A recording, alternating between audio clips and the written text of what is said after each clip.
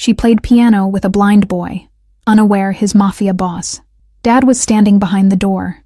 The security guard paused his midnight rounds, tilting his head as delicate piano notes floated through the luxury high-rise's empty corridors. The music shouldn't exist at midnight in a building where most residents were either asleep or away, especially not from the rarely used music room on the 20th floor. His weathered hand brushed against the holster at his hip, a habit from years of vigilance as he moved silently toward the haunting melody. The notes carried emotion that seemed impossible from mere hammers striking strings, sorrow and hope intertwined like old friends finding each other after years apart. At the partially open door, he held his breath, peering through the crack to see two figures at the grand piano. A small boy, no more than 9, fingers dancing across the keys with uncanny precision, despite eyes that stared unseeing at the ceiling, lost in a world of sound rather than sight. Beside him sat a woman in the gray uniform of the building's cleaning staff, her hands guiding his occasionally, then pulling away to let him soar alone. Her face transformed completely from the quiet, almost invisible person who moved through hallways with lowered eyes, now alive with pride as she watched her young student. The security guard recognized the boy as the son of Mr. Bianchi, who occupied the penthouse suite, the man whose name was whispered rather than spoken, whose business associates arrived with subtle bulges beneath tailored jackets, the boy who had lost his mother last winter, and whose father had buried himself in work ever since. He should report this unauthorized use of the facilities, especially involving the son of the building's most powerful resident. Instead, he stepped back silently, deciding some rules deserved to be broken, especially when broken things were being healed by the very breaking. The cleaner, Nora, felt the music flow through her fingertips like water returning to a dried riverbed. 5 years since she'd touched ivory keys. 5 years since the accident that took her husband and her career in one cruel moment, leaving her with bills, a broken wrist, and broken dreams. Music isn't just sound, she whispered to the boy as they paused between pieces, her words forming the gentle cadence of poetry rather than conversation. It's emotion, it's color, it's everything you feel but cannot see. It's how your heart speaks when words aren't enough. The boy, Theodore, smiled in her direction, his unseeing eyes somehow finding hers with uncanny precision. Dad used to say Mom played like angels were borrowing her hands, he whispered, his small fingers tracing the piano's wooden edge with familiarity born of touch rather than sight. "And do you miss playing with her?" Nora asked, already knowing the answer from the heaviness in his small shoulders, the way he sought solace in the one thing that still connected him to his mother. The language of loss needed no translation. She spoke it fluently herself. Theodore's fingers found the keys again, playing a simple melody that grew in complexity with each repetition. "Dad doesn't come to the music room anymore. He says it hurts too much," he said, his voice so small it almost disappeared beneath the notes. "But music is the only place I can still find her." Nora glanced at her watch, 1 a.m., knowing she risked her job with every minute spent here instead of finishing her shift. But watching Theodore play, seeing him navigate darkness through sound, she couldn't bring herself to extinguish this small flame of joy in his life. "Your hands are different from Mom's," Theodore observed, his head tilted as if listening to something far away. "Rougher, like Dad's, but you play the same notes she did, the ones that make the air feel different, like it's dancing all around us." "Some people see with their eyes," Nora replied, placing her calloused hands over his small ones, guiding him through a difficult passage. "But you listen with such attention that you hear what others miss, the spaces between notes where all the feeling lives." Neither of them noticed the shadow that paused outside the door, the tall figure whose hand had reached for the handle, then frozen in place. Neither saw how he leaned against the wall, eyes closed, transported by a melody he had forbidden himself to remember. Daylight revealed Nora's other life, apartment 4B, in a building across town that leaked when it rained, where she stretched a single parent's salary to cover rent and piano lessons for her daughter. Morning light traced the exhaustion on her face as she prepared breakfast for 6-year-old Sophie, who practiced scales on their second-hand upright. "Mom, are your hands still hurting from cleaning?" Sophie asked, noticing her mother's wince as she poured cereal. The question hung between them, innocent yet piercing, a child's observation cutting through adult pretenses like a laser through fog. Nora flexed her fingers, remembering when they flew across concert halls rather than scrubbing other people's floors. The pain wasn't just physical. It was the space between what she had been and what she had become, a gap wider than the years that created it.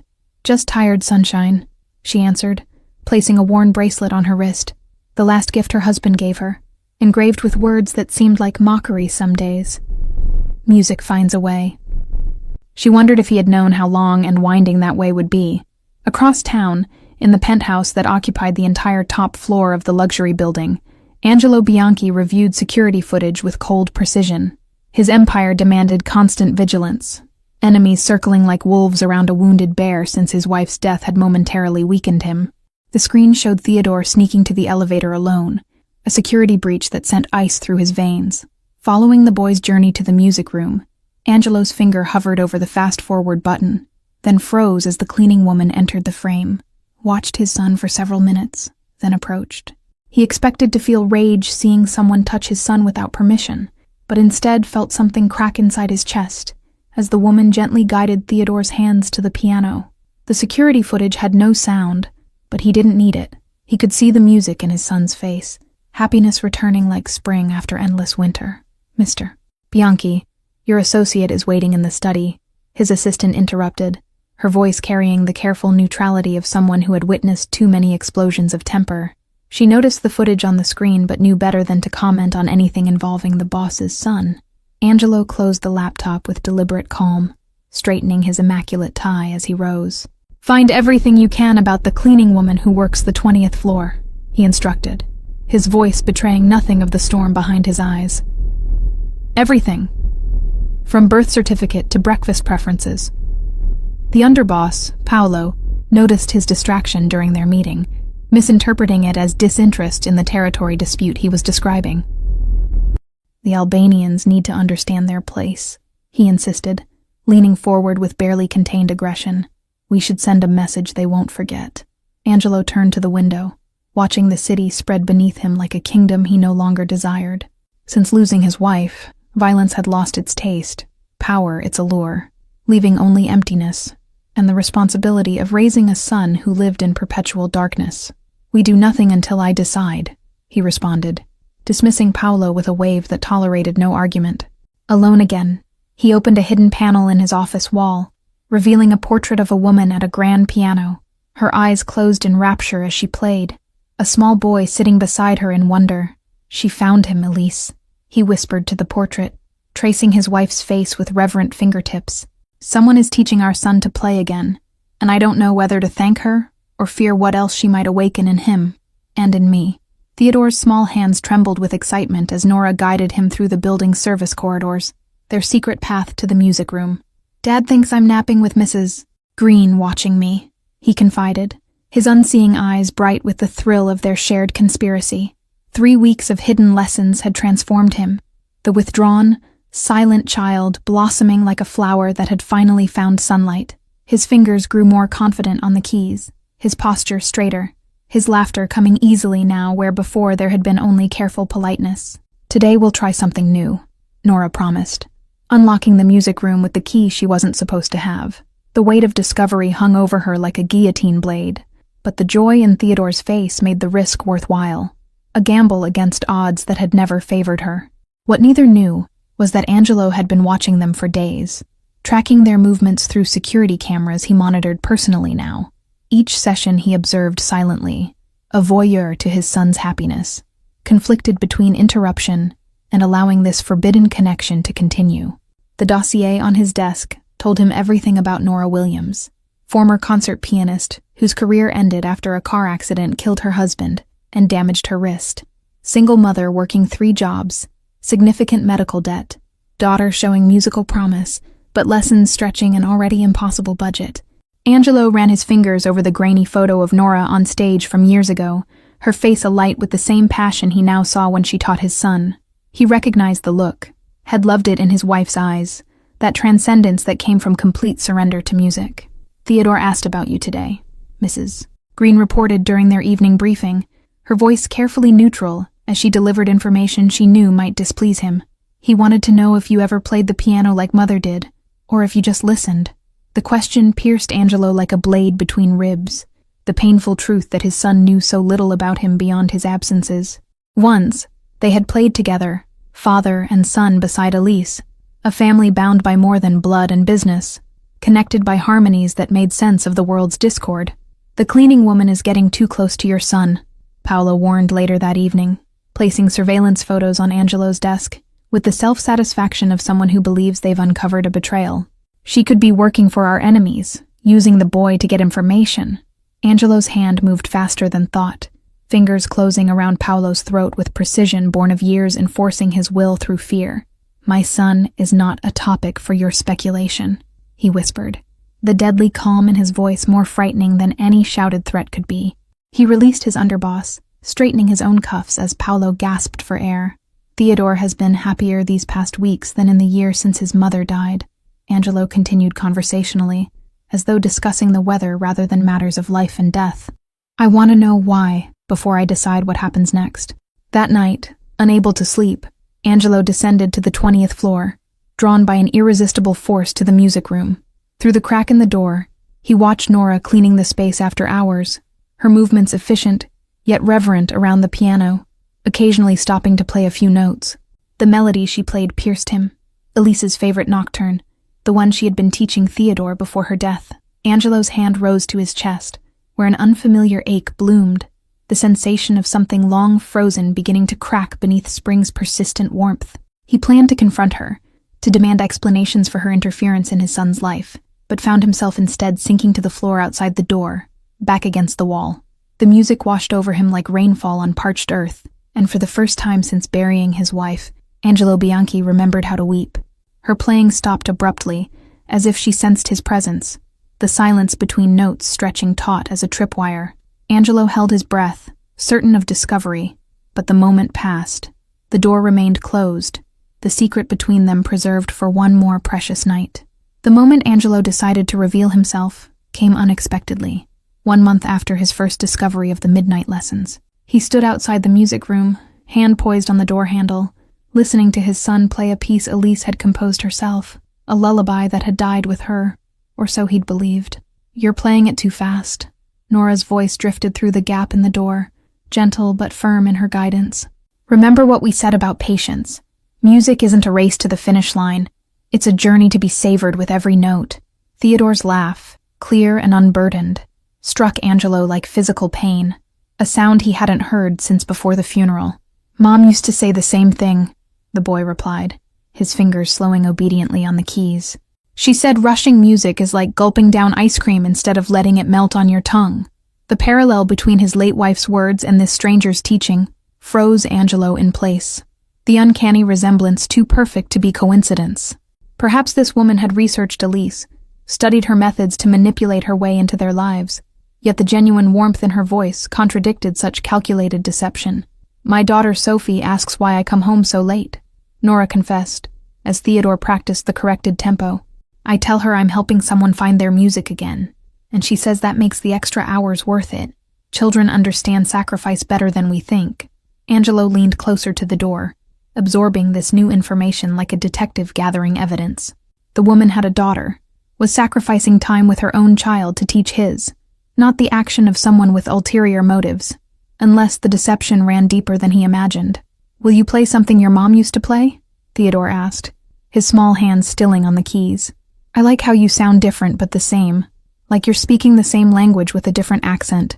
Nora hesitated, then began playing Debussy's Clair de Lune, the notes rising and falling like moonlight on water. Her technique wasn't perfect. Angelo could hear the slight hesitation in her left hand, the legacy of her injury, but the emotion transcended technical precision. Outside the door, Angelo closed his eyes, transported to evenings in the penthouse when Elise played this very piece, while Theodore drifted to sleep in his arms. The memory was so vivid he could almost feel his son's weight against his chest, smell the baby shampoo in his hair. "Your mother played at Carnegie Hall once," Nora told Theodore, her voice soft with reverence as the final notes faded. "I was in the audience that night. I'd never heard anyone make music breathe the way she did, like each note was alive and had a story to tell." The revelation hit Angelo like a physical blow. This wasn't some random cleaner who happened to play piano, but someone who had actually known Elise's music, perhaps even Elise herself. The coincidence seemed too perfect, almost orchestrated by some force beyond his understanding. "Dad has a recording of that concert," Theodore confided, his voice dropping to a whisper. He plays it sometimes when he thinks I'm asleep, but I hear him crying. I wish I could help him find his music again, the way you're helping me find mine." Angelo's hand fell from the door handle, a sudden shame washing over him at his son's perception of his grief. He had thought his pain private, his tears hidden, yet Theodore had heard everything: the muffled sobs, the whispered conversations with a ghost, the broken promises to a wife who would never return. Paolo's voice in his earpiece shattered the moment. "Boss, we have a situation downstairs that requires your attention." Angelo stepped back, conflicted between duty and desire. The Mafia leader battling with the father who wanted nothing more than to burst through the door and embrace his son. "I'll be back tomorrow," he whispered to the closed door, a promise to himself rather than the occupants who couldn't hear him. As he walked away, the music followed him down the corridor like a thread connecting him to something he had believed forever lost. The confrontation Paolo had been pushing for happened on a Tuesday afternoon, when Nora arrived for her regular cleaning shift, only to find security waiting. The head guard, apologetic but firm, escorted her to the service elevator with her belongings in a cardboard box, terminated without explanation, without warning. "There must be some mistake," she protested, mind racing through possible discoveries. The unauthorized access to the music room, the lessons with Theodore, the keys she'd duplicated. Each transgression alone merited firing, but the timing suggested something more sinister at work. The security guard avoided her eyes, uncomfortable with his role in this drama. "Orders from management, ma'am. Apparently there were complaints about missing items on the 20th floor, he muttered, the lie obvious in his inability to meet her gaze. What Nora didn't know was that Angelo had been called away on urgent business across the country, unaware of Paolo's decision to remove the security threat in his absence. The underboss had seized the opportunity to eliminate what he perceived as weakness in his leader's household. Upstairs, Theodore waited in the music room at their usual time, fingers tracing the piano keys without pressing them, listening for footsteps that would not come. The minutes stretched into hours as the boy sat alone in darkness, both literal and figurative, the silence around him growing heavier with each passing moment. When Mrs. Green finally found him, his cheeks were wet with tears he couldn't explain. How could he tell her about secret lessons, about the woman who had brought color back into his world of eternal night? "She promised she'd come," was all he said, over and over, as she led him back to the penthouse. Angelo returned 3 days later to find his son transformed, the brief blossoming crushed beneath renewed silence, Theodore's fingers no longer dancing across breakfast tables and armrests as they had in recent weeks. The boy ate mechanically, answered in monosyllables, and requested to be alone with increasing frequency. "He's been like this since Tuesday," Mrs. Green reported with genuine concern, her affection for Theodore evident in the worry lines creasing her forehead. "It's like someone switched off a light inside him. He won't even go near the piano in the living room." The dossier on his desk that evening contained the answer: security footage showing Nora's termination, Paolo's signature on the paperwork, the cardboard box containing her personal effects. The timestamps confirmed it had happened mere hours after Angelo left town, too perfectly timed to be coincidence. Fury rose in him like a tide, cold and implacable rather than hot and reckless. Paolo had overstepped, had made decisions affecting Angelo's son without consultation or approval, an unforgivable breach in their world where hierarchy meant everything and family even more. "Find her," Angelo instructed his most trusted associate, sliding Nora's file across his desk. "Bring her to the penthouse tomorrow evening. No force, no threats, just an invitation she can't refuse," he specified, knowing his reputation alone would ensure compliance without necessitating crude intimidation. Meanwhile, in her apartment across town, Nora stared at the stack of bills with growing desperation. Rent due in a week, Sophie's piano lesson payment already late, and now her primary income gone without explanation or recourse. The termination had come with no severance, no unemployment eligibility due to the fabricated theft accusation. Sophie practiced scales in the background, determined despite their circumstances, each note a reminder of what Nora had lost twice now. First her career, and now the connection to Theodore, a child who had somehow begun healing wounds she thought permanent. "Music finds a way," she whispered to herself, touching the worn bracelet that had become both talisman and torture device. The question that haunted her now was whether she could find a way to survive until the music returned, or if this time the silence would be permanent. The knock on her door the following evening carried the weight of finality. Bill collectors, perhaps. Or worse, the landlord come to begin eviction proceedings. Instead, she found a man in an impeccable suit, his car double-parked outside with diplomatic plates, an envelope in his extended hand.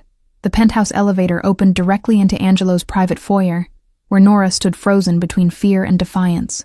The luxury surrounding her, marble floors, crystal chandeliers, priceless art, confirmed everything she had suspected about Theodore's father, but never dared ask the boy directly. "Ms. Williams," Angelo's voice preceded his appearance, stepping from shadows into light with the controlled grace of a predator. "Thank you for accepting my invitation, though we both know it wasn't really a request you could decline." Despite the implicit threat, Nora found herself studying the man rather than cowering, noting the resemblance to Theodore in the shape of his eyes, the slight tension around his mouth suggesting he was as uncomfortable with this meeting as she was. Power cloaked him like an expensive suit, yet grief had left visible marks beneath the tailored exterior. "If this is about the music room, I accept full responsibility," she began, chin lifting slightly in the same gesture Sophie used when preparing to face consequences for broken rules. "Theodore should not be punished for my decisions." Angelo's laugh surprised them both, short and genuine, rusty from disuse like a door hinge rarely moved. "My son has been punished enough by life without me adding to his burdens," he replied, gesturing for her to follow him deeper into the apartment, past rooms that whispered of wealth beyond comprehension. They stopped before a closed door, Angelo's hand resting on the handle with uncharacteristic hesitation. "Before you meet him again, you should know everything," he said, voice dropping to ensure they wouldn't be overheard. "About who I am, about what happened to his mother, about why your dismissal was never my intention." The room beyond the door was unlike the rest of the penthouse, a music studio with perfect acoustics, walls lined with photographs of a beautiful woman at various pianos across the world's great stages. In the center stood a grand piano that Nora recognized immediately, a Bosendorfer Imperial, the same model Elise had played at Carnegie Hall. "Your wife was Elise Bianchi," Nora breathed, pieces falling into place with devastating clarity.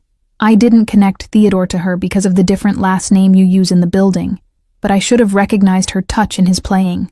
The same intuitive phrasing, the natural rubato." Angelo nodded, tracing the piano's edge with reverent fingertips.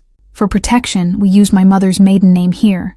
In my world, anonymity is a luxury more valuable than the penthouse itself," he explained, the admission of his dangerous life hanging between them unspoken yet understood. "The accident that took her wasn't an accident," he continued after a painful silence, each word extracted like a bullet from flesh. "It was meant for me. Rivals who discovered my weakness, who knew hurting her would destroy me more effectively than any bullet." Nora sank onto the piano bench, memories of newspaper headlines suddenly recontextualized, the celebrated pianist's tragic death in a car bombing, the theories about terrorist connections given her international performances. The truth had been buried beneath layers of influence and misdirection, the powerful protecting their secrets, even in grief. Theodore was with her that day. Angelo's voice broke on his son's name, hands gripping the piano to steady himself. The blast spared his life, but took his sight, the final cruelty of a fate that already robbed him of his mother, punishment for sins that were never his. The weight of this revelation pressed against Nora's chest like physical pain, understanding now the layers of loss in Theodore's careful movements, in his desperate connection to music as the last bridge to his mother. Not just a blind child, but one whose darkness had come violently, whose last visual memory would be unimaginable horror. "When I saw you teaching him, I wanted to hate you for trespassing on sacred ground," Angelo admitted, his controlled facade cracking further with each confession. "For touching what wasn't yours to touch, for awakening what I had painfully put to rest, not just in him, but in me." He turned to her fully now, vulnerability transforming his features from intimidating to merely human. "But how could I hate the person who gave my son back his laughter? Who taught him that blindness doesn't mean darkness, that loss doesn't mean ending?" The door opened before Nora could respond, Theodore standing in the threshold with Mrs. Green hovering anxiously behind him.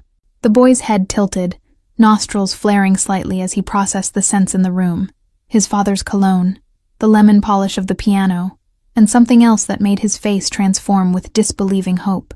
"Nora," he whispered, her name both question and prayer on his lips. "Dad found you? You came back?" Each question tumbled forth with increasing urgency, his small body vibrating with emotion too big for its container. Angelo knelt before his son, taking small hands in his larger ones with surprising gentleness. "I should have told you sooner that I knew about your lessons," he said, voice thick with regret. "That I watched you play, that I heard how she was teaching you your mother's songs. I was afraid of what it meant, of changes I wasn't ready to face." The boy's unseeing eyes filled with tears, bottom lip trembling with the effort of containing feelings too complex for his 9 years. "You weren't mad? You aren't going to make her leave again?" he asked, the questions revealing how deeply he had feared discovery, how certain he had been of punishment. "Your mother once told me that when you find someone who speaks your heart's language, you don't let them go," Angelo replied, glancing up at Nora with an expression that transcended employer and employee, that hinted at possibilities neither had dared consider. "I forgot that lesson until I heard you playing together, until I remembered what it means to find harmony in discord." The three of them formed a triangle of broken pieces somehow fitting together. The widow, the widower, the child who connected them through loss and music. The moment stretched between them, fragile as a piano string, vibrating with potential energy that could either create music or snap under tension. "Sophie has a recital next week," Nora found herself saying, the invitation forming before conscious thought. "She's playing Chopin, not perfectly, but with her whole heart," she added, thinking of her daughter practicing relentlessly on their worn upright, determined despite their circumstances. Theodore's face lit with immediate interest, turning toward his father with unspoken question. "We would be honored to attend," Angelo answered for them both, his hand moving unconsciously to rest on his son's shoulder. The first casual touch Nora had witnessed between them, a bridge being cautiously rebuilt. Outside the studio windows, night fell over the city they each navigated so differently.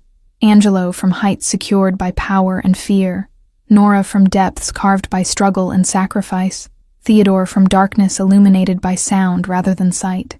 Their paths should never have crossed, yet here they stood at an unexpected intersection of 3 roads. Sophie stood backstage at the community center, anxiety making her small hands tremble as she peeked through the curtain at the half-filled auditorium. The monthly student recital rarely drew large crowds, mostly parents obligated to attend. Her second-hand dress, carefully pressed by Nora that morning, hung slightly loose on her thin frame, a thrift store find chosen for its similarity to concert attire she'd seen in her mother's old photographs. The costume of a life they had once lived, now reduced to play acting. "Mom, what if I forget the middle section?" she whispered, the familiar pre-performance jitters amplified by the knowledge that they couldn't afford to continue lessons if her scholarship wasn't renewed. Each note needed to be perfect. Nora knelt to straighten her daughter's collar, heart aching at the pressure Sophie placed on herself. "Music isn't memory, it's feeling," she reminded her, the same words she had told Theodore. "If you forget a note, find one that feels right." The auditorium door opened, drawing Sophie's attention back to the gap in the curtain, her eyes widening as she registered the newcomers. "Mom," she hissed, tugging Nora's sleeve with sudden urgency. "There's a man in a suit fancier than Mr. Peterson's funeral clothes." Nora felt her heartbeat accelerate as she glimpsed Angelo and Theodore, being escorted to seats in the front row, the Mafia boss looking distinctly out of place among the working-class parents in casual attire. His presence transformed the humble recital into something momentous. Sophie performed third in the program, her small figure dwarfed by the upright piano on stage. From where Nora stood in the wings, she could see Angelo leaning forward slightly, his attention absolute in a way that spoke of genuine interest rather than polite obligation. The Chopin nocturne began hesitantly, Sophie's initial nerves evident in the tentative first phrases. But as the music progressed, something remarkable happened. The child seemed to forget herself in the piece, her body relaxing into the emotional current. Theodore's head tilted toward the stage, his expression one of intense concentration, fingers moving slightly in his lap, as if playing along invisibly. The connection between the children, one performing, one listening, transcended their differences in circumstance. When Sophie reached the difficult middle section, she faltered briefly, a wrong note interrupting the flow. But instead of panicking, she paused for the briefest moment, then found her way back into the piece with an improvised transition that honored Chopin's intentions. The audience applauded politely when she finished, but Theodore's response was exuberant, standing to clap with uninhibited enthusiasm that drew attention from nearby parents. Angelo placed a gentle hand on his son's shoulder, not to restrain his joy, but to guide it. Afterward, in the reception area where punch and cookies rewarded young performers, Angelo approached with Theodore at his side, and an unexpected proposal. "Ms. Williams, I'd like to offer you a position," he stated without preamble, his directness at odds with the social niceties. "I'm establishing a foundation in my wife's name, the Elise Bianchi Foundation for Musical Education," he continued, handing her an embossed business card with details of something that had not existed a week ago. "We need a director with both performance background and teaching ability." Nora stared at the card, mind racing to process the implications. Salary figures that would transform their lives, benefits that included housing in the building where she had recently scrubbed floors, and most incredibly, a scholarship program with Sophie listed as the first recipient. "This isn't charity," Angelo added, correctly interpreting her hesitation as pride rather than disinterest. "It's investment in something my wife valued above all else, finding and nurturing talent regardless of background, creating opportunities where circumstances have created obstacles."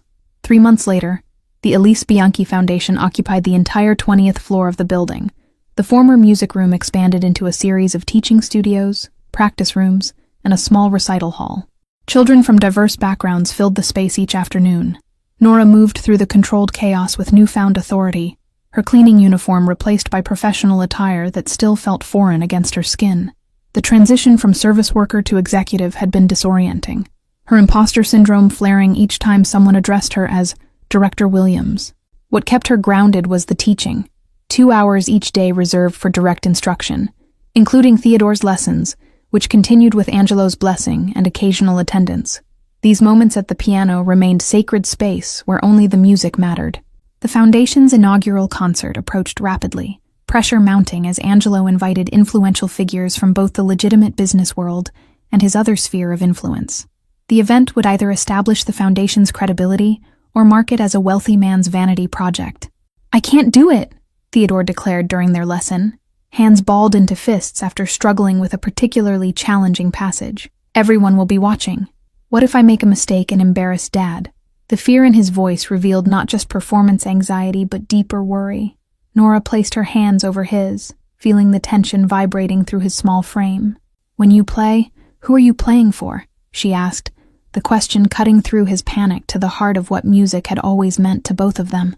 Theodore's breathing slowed as he considered her words, his unseeing eyes turned inward to something only he could visualize. "For Mom," he whispered finally, fingers uncurling from tight fists to rest gently on the keys. "And for myself, to remember that darkness can still have beautiful sounds." "Then that's your audience. Not the people in the hall, not your father's associates, not even me," Nora affirmed, guiding him back to the opening bars of the piece. "Play for the people who live in your heart, and everyone else will simply be privileged to overhear something not meant for them." In the adjacent studio, Sophie worked with a renowned pianist Angelo had brought from Vienna to mentor the scholarship students, her progress accelerating with access to proper instruction and a quality instrument. The two children had formed an immediate connection despite their differences. The night of the concert arrived with unexpected complications, Paolo appearing at the penthouse unannounced, his displeasure at Angelo's recent business decisions evident in his aggressive stance and barely concealed contempt. "You've gone soft," he accused, gesturing toward the tuxedo. Angelo's response was measured, his voice carrying the dangerous calm that had once made him feared throughout the city. "The Foundation secures our legacy in ways guns and territory never could," he replied, straightening his cufflinks with deliberate precision. "My son performs tonight." Downstairs, the concert hall filled with an unlikely mixture of socialites, musicians, critics, and men whose bulges beneath tailored jackets suggested weapons rather than fashion accessories. The worlds Angelo navigated separately were colliding tonight, a risky convergence for Theodore's sake. Nora peered through the curtain, anxiety climbing as she recognized faces from newspaper society pages mingling with others whose photographs more commonly appeared in crime reports. The Foundation's future rested on impressing both audiences tonight, proving to benefactors their money was well spent. The program progressed smoothly through performances by various students, each showcasing different aspects of the Foundation's work. Young virtuosos who needed only opportunity, children from underserved communities discovering music for the first time, and those with various challenges. When Theodore took the stage, the audience fell silent with the peculiar hush reserved for moments recognized as significant before they even unfold. The small boy navigated to the piano without assistance, his confidence in the space evident in his measured steps and straight posture. The foundation's success over the following year transformed not just the lives of its students, but the building itself, which gradually shifted from luxury residence to cultural landmark. Wealthy families now sought apartments there, specifically for proximity to the program. Paolo's growing resentment festered beneath a veneer of compliance, his loyalty to Angelo increasingly undermined by what he perceived as weakness. The underboss watched with calculating eyes as his leader spent more time with the foundation and less with traditional business. The confrontation became inevitable when Angelo began discussions about legitimate investment opportunities, moving portions of their operation into legal enterprises. "This isn't what your father built," Paolo argued during a tense meeting, his voice carrying the dangerous edge of ambition. "My father is dead, and so is the world he built in," Angelo responded. Photographs of Theodore's recent performance displayed prominently on his desk beside traditional family business ledgers. "We adapt or we die, and I've seen enough death to last several lifetimes." What Angelo didn't share was how music had reconstructed his understanding of power, that true strength lay not in being feared, but in creating something worth protecting. Theodore's transformation had mirrored his own, both learning to navigate darkness through other means. The warning came from an unexpected source, Mrs. Green, who overheard Paolo on a phone call in the penthouse while Angelo was at the foundation. "He's planning something against the music woman," she reported nervously, years of service overcoming her reluctance to involve herself. Angelo's response was immediate and comprehensive. Security protocols activated throughout the building, trusted men positioned near Nora and Sophie's apartment, and a direct confrontation with Paolo scheduled for that evening. The foundation had become family, and threats against family were unforgivable. Nora remained unaware of the danger, focused on preparations for Theodore and Sophie's first duet performance, a piece they had composed together, combining classical structure with improvisational elements. The collaboration represented everything the foundation stood for. When Paolo arrived for their meeting, he found Angelo in the music studio rather than his office, a deliberate choice of battlefield that immediately disadvantaged the underboss, who shifted uncomfortably in this unfamiliar territory. The grand piano dominated the space between them. "You once told me that my son was a weakness enemies could exploit," Angelo began, running his fingers lightly across piano keys without pressing them. "You were right, but not in the way you meant. He reminded me that being human isn't weakness. It's the only strength worth having." Paolo's hand moved toward his jacket, a motion Angelo anticipated with the calm certainty of someone who had navigated violence his entire life. "Before you make your next decision, understand that I've prepared for this moment since you first moved against Nora without my authorization." The tableau held for an excruciating moment. Paolo calculating odds that diminished with each second, Angelo offering the silent choice between graceful exit and forced removal. The resolution came not through violence but surrender, Paolo's hand moving away from his concealed weapon. "You'll leave tonight. Arrangements have been made for operations in the Western Territory that need experienced leadership," Angelo stated, the directive framed as opportunity rather than exile. "Your loyalty to the old ways is valuable there, where tradition still matters more than innovation." After Paolo's departure, Angelo found himself alone in the studio, surrounded by instruments that had once been foreign objects, and now felt like extensions of his evolving identity. He sat at the piano, placing his hands in positions he'd watched Nora teach Theodore. The sound that emerged was hesitant, imperfect, but undeniably music, a first step on a journey he had never expected to take. Like his son, he was learning to navigate by touch rather than sight, to trust in processes whose outcomes couldn't be controlled through intimidation. When Nora found him there, still practicing the same simple progression an hour later, something shifted between them, the final barrier of employer and employee dissolving into something more complex and honest. "Your hand position needs adjustment," she said, sitting beside him on the bench. "Thank you all for following this story. If you enjoyed it, please write in the comments where you're watching from, and don't forget to like, subscribe, and share this video, as your support is important for me to continue creating here.